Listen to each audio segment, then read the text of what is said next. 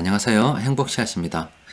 오늘도 우리 시장에 영향을 미쳤던 주요 재료와 시장 수급을 살펴보면서 하루를 마무리하는 시간을 가져볼까 합니다. 자, 오늘은 돈 이야기를 조금 해볼까 합니다. 제가 2010년도 9월 6일 날 가치투자연구원 카페를 처음 만들었어요.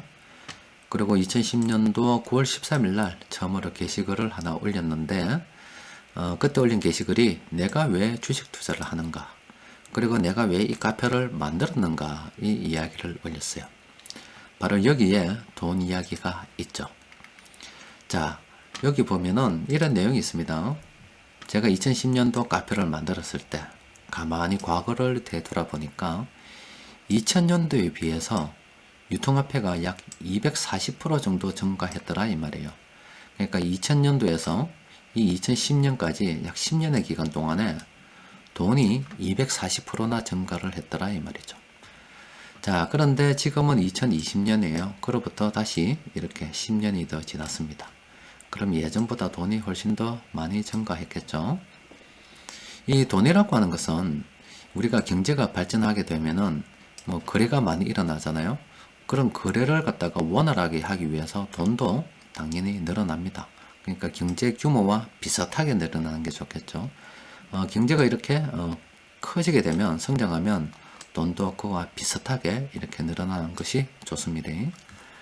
자, 그런데 제가 가만히 살펴보니까 여러분들도 다 아실 거예요. 가끔은 경제가 성장하지 않음에도 불구하고 시중에 돈을 풀 때가 있습니다. 예전에 2008년도 금융위기 때도 그랬고요. 또 요즘도 시중에 유동성을 공급하니 금리를 인하하니 돈을 풀어서 경제를 살리니 그런 이야기를 하죠. 그러니까 시간이 점점 흐름에 따라서 어떻게 되느냐, 경제 성장은 이렇게 더딘데 돈은 경제 성장에 비해서 훨씬 더 많이 늘어나는 일이 생기더라 이 말이죠. 그렇게 하다 보니까 이 돈의 가치가 점점 떨어져요. 예전에 비해서. 어디까지 떨어지느냐, 결국 떨어져서 이 돈의 가치는 0으로 수렴하더라 이 말이에요. 종이로 수렴하더라 이 말이에요. 에이, 택도 없는 소리 하지 마라 라고 할 수가 있죠. 그런데 전혀 택도 없는 소리가 아니에요. 우리가 역사적으로 살펴보면은 돈이 종이가 된 적이 엄청나게 많습니다. 최근으로 보면은 근래에는 베네수엘라에서 돈이 거의 종이가 되었죠. 그리고 현재 아르헨티나에서 돈이 종이가 되어가고 있는 중이에요. 또 얼마 전에는 짐바브웨에서 돈이 종이가 되었습니다. 그리고 좀 더 지나가 보면은 일본도 2차 세계대전 마치고 난 다음에 돈이 종이가 되었고, 독일도 2차 세계대전 끝나고 난 다음에 돈이 종이가 되었어요. 우리 한국도 예전에 흥성대원군이 돈을 막 찍어낼 때 그때 우리나라 돈도 그때는 종이가 아니었죠. 쇳덩이가 되었죠. 결과적으로 돈이 실물 자산이 늘어나는 것보다 더 빠른 속도로 늘어나게 되면은 돈의 가치는 점점 떨어져서 결국 빵이 됩니다. 이걸 갖다가 제가 안 거예요, 공부를 하다가. 그런데 사람들은 돈이 종이가 된다는 사실을 모르고 있더라 이 말이에요. 돈을 그냥 그대로 들고 있으면 들고 있을수록 손해다 이 말이죠. 그런데 그 돈을 들고 있으면서 노후에 대해서 준비를 안 한다 이 말이에요. 결국은 그 종이 아무리 들고 있어도 그건 종이밖에 안 되는데, 국민연금이나 다른 연금을 받아봤자 그 돈으로 받는 거잖아요. 그렇다 보니까 가치가 점점 없어지는데, 용돈 연금밖에 안 되는데 큰일 났다 싶어서 사람들한테 좀 알려야 되겠다 싶어가지고 만든 겁니다. 그래서 이 게시글 끝에 보면은 이 이야기를 하고 있어요. 10년 전에 적은 거래요. 앞으로도 돈 공부에 많은 지문을 하려 할 거다. 또 그리고 여러분들 가만히 생각해 보라고. 학교 다니시면서 돈 공부해 본 적 있냐고. 여러분들 지금 다시 생각해 보세요. 학교 선생님께서 돈에 대해서 가르쳐 주시던가요? 돈에 대한 과목이 있었습니까? 돈에 대해서 안 배워요. 우리가 돈을 갖다가 그렇게 벌고 싶어 하면서도 정작 우리가 벌고 싶어 하는 그 돈의 실체에 대해서 사람들이 잘 모른다 이 말이에요. 그래서 지금 우리가 현재 살고 있는 이 사회 자체가 자본주의 사회입니다. 돈이 중심이 되어서 돌아가는 세상이에요. 그래서 지난 10년 동안 끊임없이 이 자본주의 세상에서 살아남기 위해서는 어떻게 해야 된다는 이야기를 한 겁니다. 그런데 최근에 한 몇 년 동안 조금 안타까운 일이 있었어요. 예전에는 절대 그런 일이 없었어요. 카페를 처음 만들고 한 7년은 괜찮았어요. 근데 최근 3년 동안 정권이 바뀌고 난 다음에 똑같은, 난 한결같이 돈 이야기를 했는데 최근 3년은 사회가 조금 희한하더라 이 말이죠. 돈에 대해서 이야기를 하고, 또 우리가 그 돈이 종이가 되는 것을 알기 때문에 그 돈을 부동산으로 바꾸든지 아니면은 하나의 수단으로서 주식 투자를 한다든지 이렇게 하게 되면은, 당연히 우리가 주식 투자를 하게 되면은 주주가 됩니다. 주주가 되기 때문에 기업의 이윤에 대해서 생각할 수밖에 없죠. 그럼 정부에서 세금을 올리게 되면은 주주 이익이 그만큼 줄어들게 되는 겁니다. 그리고 정부에서 최저임금을 올리게 되면은 그만큼 주주 이익이 줄어들게 되는 거예요. 그래서 또 정부에서 규제를 만들게 되면은 기업이 그에 대한 규제에 대응하기 위해서 준비를 해야 되기 때문에 또 비용이 지출됨으로 인해서 또 주주 이윤이 줄어들게 되는 겁니다. 이런 식으로 여러 정부 정책들이 기업과 맞닥뜨리면 연결이 되면서 주주 이익이 자꾸 줄어들게 되면은 당연히 주주 입장에서 그런 정책은 주주 이익에 반한다 이렇게 이야기를 할 수밖에 없죠. 그런데 가끔 보면은 정말 모순적인 사람들이 있어요. 저는 주주이기 때문에 주주 이익에 대해서 이야기를 합니다. 기존 계속 돈 이야기를 하면서. 그런데 사회에 나가서는, 밖에서는 기업의 사회적 책임을 이야기하고, 또 그리고 우리가 뭐 기업이 세금을 낸다든가 최저임금을 올린다든가 이런 것들을 아주 아름답게 이야기를 하고 지지를 하면서 내부적으로는 주식 투자를 하고 있어요. 주식 투자를 하면서 왜 내 주식은 오르지 않는가 이 이야기를 하고 있기 때문에, 자기가 실제 밖에서 아름답게 포장돼서 하는 행동은 기업을 죽이는 행동을 하면서 그 죽이는 쪽에 투자를 하는 이런 모순된 행동을 하고 있더라 이 말이죠. 그렇다고 해서 적극적으로 지지를 하고 뭐 그런 건 아니고, 그래서 예전에는 그런 적이 없었는데 최근 3년 동안 그런 일이 좀 있었어요. 뭐 정부 정책인데 이거는 주식 시장에 어울리지 않는다. 주식 투자한 사람한테는 손해다. 이거는 경기에 좋은 영향을 미치지 않는다. 이런 이야기를 하게 되면은 꼭 정부 정책에 반대해가지고 어떤 요즘 뭐 진보가 정권을 잡고 있다 그러면 설마 저거 보수 아닌가? 이런 식으로 해가 사람을 갖다 매도를 시켜버리더라고요. 그래서 댓글도 막 들어본 댓글 많이 봤습니다. 최근에 지금 올리는 이 동영상들도 제가 이제 뭐 대놓고 이야기하는데 올리면 막 노란 딱지 붙어버려. 매크로 돌리고 있습니다. 그냥 굉장히 비열하잖아요. 뒤에서는 매크로 돌리면서 못하게 다 체크하면서 또 이 동영상을 또 보내? 들어본 동영상을 보면서 참고로 하면 진짜 투자를 하고 있어요.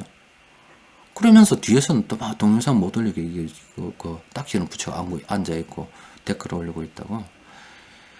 참, 저도 좀 이해가 안 되는 게, 제가 이 카페를 만든 게, 이야기를 했잖아요. 이 카페를 만든 것은 돈이 점점 종이를 향해서 나아가고 있기 때문에 그에 대비해서 잘 살아보자고. 까딱 잘못하면 우린 큰일 난다. 우리나라 큰일 난다, 지금. 우리같이 이런 젊은 사람들이 노후 준비를 제대로 하지 못한 채 은퇴를 해버리게 되면은, 그렇지 않아도 인구가 줄어드는 마당에 우리 자녀들이 어떻게 우리를 먹여 살릴 거냐. 진짜 우리는 노후가 골치 아프다. 그러니까 적어도 우리 노후는 우리 정도 우리가 스스로 책임을 져보자. 그런 의미에서 계속 이런 이야기를 하고 있는 겁니다. 안타까워서 뭐 이런 이야기를 또 드리는 거예요. 자, 그러면 또 이야기를 좀 해봅시다. 자, 미국에서 기준금리를 내렸어요. 어제 파월 연준 의장이 내렸죠. 그런데 그것도 많이 내렸습니다. 0.5%나 인하를 했어요. 그런데 어제 미국 시장 보면은 이게 뭐야 이게. 미국에서 주만큼 금리를 내렸는데도 불구하고 시장은 미지근하다 못해 오히려 하락을 해버렸습니다. 그래서 사람들이 궁금해하죠. 그럼 왜 그런 일이 생겼는지 한번 더 생각을 해봐야 되겠죠. 자, 보면은 이렇습니다. 이게 미국 기준금리예요. 자, 잘 보시면은 이 회색 부분이 경기 침체가 있었을 때입니다. 그런데 경기 침체 이전에 잘 보세요. 이 기준금리가 내렸죠. 이렇게. 그죠? 그러니까 투자자들이 어떻게 생각하게 됐냐면은 미국에서 현재 기준금리를 내렸다 이 말이에요. 저렇게 급격하게 내린 것은 연준에서 예전처럼 이 경기 침체, 기준금리 내리고 난 다음에 경기 침체가 왔기 때문에 이것도 경기 침체 오는 게 아닌가? 투자자들이 이렇게 생각을 했다 이 말입니다. 그렇게 해서 미국이 지금 저렇게 내린 거예요. 또 하나는 저렇게 이제 일단 금리를 인하를 하긴 했는데 사람들이 밖에 나와야 돈을 쓰지. 예전하고는 다르다 이 말이에요. 경기 침체가 소비가 떨어져서 된 게 아니고 질병 때문에 밖에 나오지 않으니, 소비를 하지 않으니 이렇게 경기 침체된 건데 돈 뿌린다고 해서 나오겠냐? 이런 생각도 가진 것 같아요. 그래서 어제 미국 시장이 하락을 한 겁니다. 자, 여기 뭐 금리 이야기 나왔으니 돈 제로로 간다고 이야기했으니 잠시 좀 더 봅시다. 지금 보면은 지금 돈 있죠. 여기 이게 요 세 나라는 마이너스 금리고 요까지는 지금 거의 금리가 빵입니다. 요 나라들 잘 보세요. 자, 스위스, 덴마크, 일본, 유럽, 독일, 프랑스, 이탈리아, 스페인, 네덜란드, 스웨덴, 벨기에, 오스트리아, 아일랜드, 핀란드, 이거 유럽 국가들 많죠. 이 나라들 잘 보면은 잘 사는 나라들 아닙니까? 잘 사는 나라들인데 금리가 뭐예요? 빵입니다. 빵. 저 말은 뭐냐? 돈이 가치가 없다는 거예요. 돈을 은행에 맡겨놔도 이자조차도 안 준다는 이 이야기입니다. 오히려 돈을 주고 맡게 돼요. 저만큼 지금 돈의 가치가 떨어졌어요. 그럼 앞으로도 지금 계속 돈을 더 풀게 되면은 어떻게 되겠습니까? 더 엉망이 되겠죠. 그런데 이렇게 돈의 가치가 없어지는 것도 좀 더 살펴보면 되겠죠. 자, 이거 보시면은 세계 무역 교역 규모입니다. 잘 보세요. 굉장히 멀리 봤습니다. 1970년도고요. 여기 2008년도 미국발 금융위기 때입니다. 이때까지를 잘 보시면 이 무역이 크게 늘어났죠. 이렇게 크게 늘어났습니다. 세계 교역이 많이 늘어났어요. 그러니까 저렇게 교역이 많이 늘어나다 보니까 돈은 점점 더 늘어날 수밖에 없겠죠. 그런데 요 최근에 요 좀 보세요. 자, 요것도 이제 최근으로 좀 당겨서 보도록 합시다. 잘 보면은 자, 여기 2008년도 미국발 금융위기가 왔었고 또 그리고 그 여파로 인해서 이렇게 경기가 많이 줄었습니다. 교역이 줄었어요. 그리고 2009년도로 정점으로 찍고 교역이 늘긴 했습니다. 자, 그런데 저게 세계에서 실제 늘어난 교역의 규모입니다. 그런데 돈은 엄청나게 늘어났어요. 저하고 비뗄 때가 아닙니다. 이 전 세계 각국에서 돈을 얼마나 치거든지 지금 미국도 기준금리가 이제 1.25%입니다.